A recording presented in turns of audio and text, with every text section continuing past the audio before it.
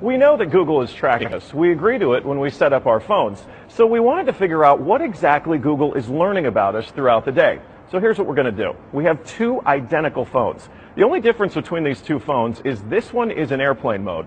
Both of the phones lack a SIM card, and they haven't been set up to access any Wi-Fi networks. So for all intents and purposes, these phones have no connection to a data network. We're going to keep them with us throughout the day. And while I travel around DC, we're going to figure out just what Google is finding out about me. Our first stop, Sim's convenience store, just outside our Fox bureau, for a quick coffee.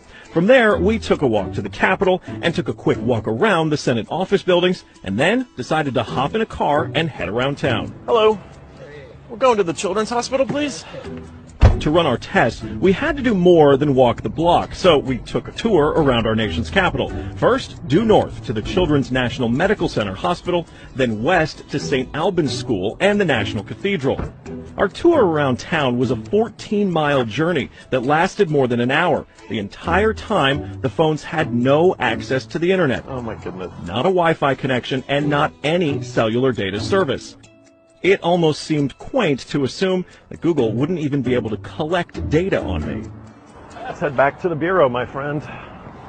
Oh, that church is beautiful. Google's business model is simple. Collect data on its users and then use that data to sell targeted ads. It's a business model called surveillance capitalism. But does that critical data collection work even when your phones aren't connected? So we're back here at our Fox Bureau in DC, and we've got both of our phones exactly how we left with them. The only difference, really, I snapped a couple of bad selfies at the National Cathedral. But otherwise, they have stayed in my pocket for the entire day. So let's find out what they know. This is our man-in-the-middle device. It's basically a Wi-Fi network that these phones are going to connect to once we turn their Wi-Fi on. It's going to pass data through it on the way to Google. But on the way, we're actually going to get a copy of the same data that Google's going to get. We'll be able to decrypt it and then find out where we've been throughout the day. Within minutes, the numbers rolled in. The phone that wasn't on airplane mode registered more than 100 locations, 130 activities, and even 152 barometric readings. As soon as it hooked up to our Wi-Fi, it transmitted 300 kilobytes of data straight to Google.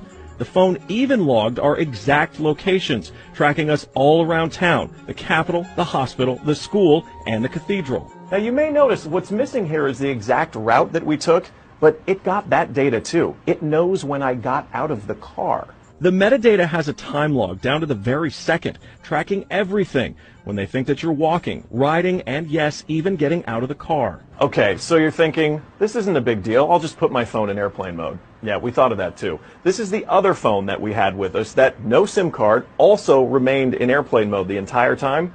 Let's see what kind of data it captured. The phone with airplane mode activated actually logged more locations and activities than the other phone, and it also transferred hundreds of kilobytes of data to Google as soon as it was activated. The only thing that's missing from this map is our stop at the Children's Hospital, but it still knows we were there. There it is. Exiting vehicle, 100% accuracy. Through complicated user agreements and free software, Google gets users to sign away their privacy for nothing. They're even following you in the places that most people would expect total privacy: government buildings, a children's hospital, a private school, a church. Every move you make, every step you take, Google is watching you.